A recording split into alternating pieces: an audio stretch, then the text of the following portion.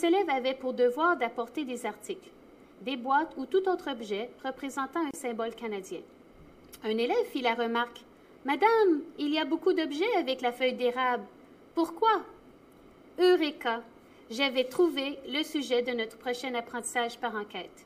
Le processus débuta naturellement à cause d'une situation qui était survenue dans la salle de classe. J'avais réussi à piquer leur curiosité. Les élèves m'ont bombardé de questions. Ils comprenaient que les animaux tels que l'ours polaire, l'orignal, le castor étaient des symboles canadiens. Mais pourquoi la feuille d'érable? Cette question initiale nous a permis d'entamer un cercle de connaissances.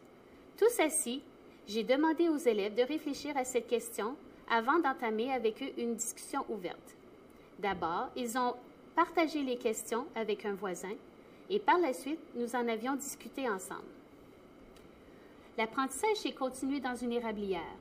Cette visite au musée au Parc Vanier fut une expérience enrichissante. Nous avons visité le musée, l'érablière et la cabane à sucre.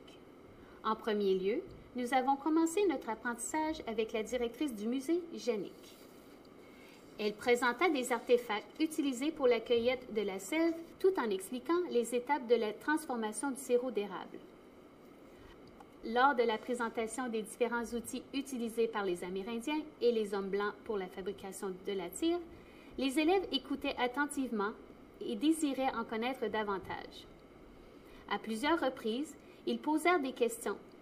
Les élèves pouvaient mieux comprendre parce qu'ils pouvaient voir les objets dans une situation authentique, plutôt que sur une photographie.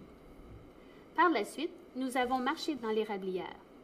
Les élèves couraient d'un arbre à l'autre pour voir la sève dans les seaux. Ils goûtaient à l'eau d'érable.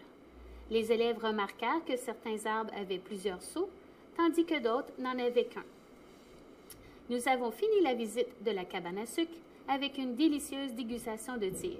De retour en classe, les élèves se référaient continuellement à leur visite à la cabane à sucre lors des discussions. Un élève est venu me demander: « Est-ce que la sève coule à l'érablière du musée au parc aujourd'hui? » J'avais envisagé une autre leçon ce matin-là, mais je ne pouvais pas ignorer cette opportunité d'apprentissage. En consultant le site Météo Média, nous avons noté la température de la nuit et celle de la matinée. Plusieurs élèves se rappelaient que la sève coule quand il y a une différence de température entre le soir et le jour. Cette activité touchait l'attente, représenter et interpréter les résultats d'une collecte de données primaires. Aussi, grâce à l'achat des 2 bouteilles de sirop, nous avons dégusté le sirop pâle et foncé. Nous avons ensuite créé un diagramme afin de connaître nos préférences. En français, nous avons fait le schéma de l'érable à sucre. Nous en avons profité pour rédiger une marche à suivre expliquant la fabrication de la tire d'érable. Enfin, ils ont rédigé une carte de remerciement pour la directrice du musée au Parc Vanier. Cette activité m'a permis de faire un bilan des apprentissages faits par les élèves lors de la visite au musée.